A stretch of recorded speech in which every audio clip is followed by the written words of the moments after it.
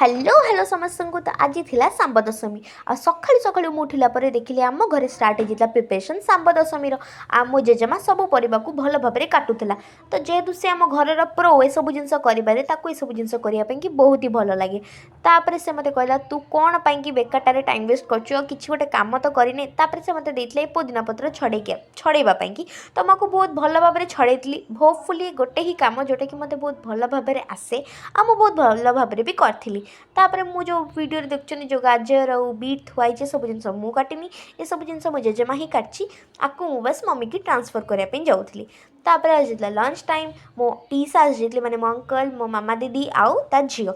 झीटी कौन कौची आपण मैंने भल भाव शुणु। मो खुशी दीदी बहुत भल मो खुशी दीदी बहुत भल आउ से ही कहितला जे ए कथा कह